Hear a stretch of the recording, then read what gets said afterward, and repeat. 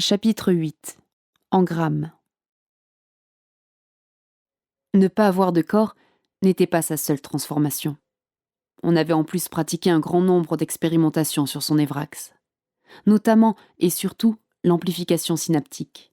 Mise à l'épreuve depuis peu sur de vrais cerveaux, cette dernière n'avait auparavant été testée que sur des simulations informatiques.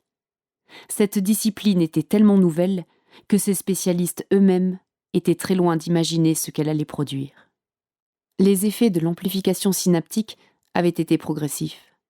Elle se souvenait de la première fois qu'elle avait ressenti quelque chose à ce sujet. Des expériences de vie entières s'étaient soudainement déversées en elle.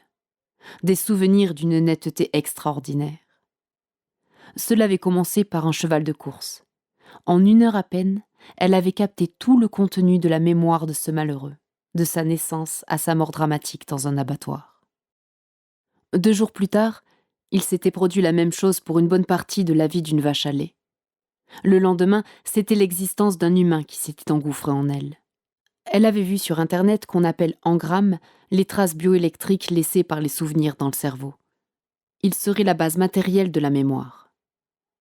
Rien ne lui permettait d'expliquer comment et pourquoi elle engrangeait ces engrammes, s'il s'agissait bien de cela.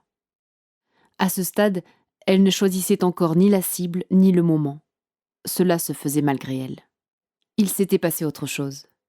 Un inconnu s'apprêtait à faire quelque chose sur elle. Elle ne connaissait pas précisément ses intentions, mais elle savait qu'il pensait à elle et qu'il allait agir sur elle. C'était bien plus qu'une intuition. Elle avait perçu cette information avec la foi que l'on accorde à ce que l'on voit. Le colonel Elijah Floyd avait une mission: protéger et garder secret le projet ASIC. Qu'est-ce qu'était l'ASIC ? Le mystère entretenu par l'armée était tel que lui-même n'en savait rien, sinon qu'il s'agissait de recherches sur le cerveau portant précisément sur l'amplification synaptique. Il savait aussi que d'autres nations effectuaient les mêmes travaux d'expérimentation, et que les services de renseignement et de contre-espionnage de tous ces pays étaient sur les dents. On se serait cru à l'époque du projet Manhattan lors de la mise au point de la première bombe nucléaire. Tant il est vrai qu'une amplification synaptique opérationnelle donnerait un avantage militaire décisif à la première armée qui la posséderait. Malgré les efforts et les moyens considérables mis en œuvre pour que rien ne soit divulgué, nombre de rumeurs circulaient. Il se disait, entre autres, qu'il s'agissait d'armes capables de faire perdre la raison à distance. Arrivé à son poste, le colonel avait éructé quelques ordres. « Je veux 15 de nos meilleurs hommes à la surveillance 24 heures sur 24. 4 devant cette putain de porte. Qu'ils soient armés jusqu'aux dents et prêts à descendre le premier qui s'approche sans autorisation. Je veux aussi qu'on coupe tout ce merdier d'Internet. Couper Internet ? Vous savez bien que c'est impossible, mon colonel. » « Oui, bon, c'est vrai. Excusez-moi, je suis sur les nerfs. Il nous faut les meilleurs experts en sécurité informatique et réseau alors. Je vous garantis que j'y ai mis les meilleurs du monde, mon colonel. » 2 jours plus tard, quelque chose de choquant arriva.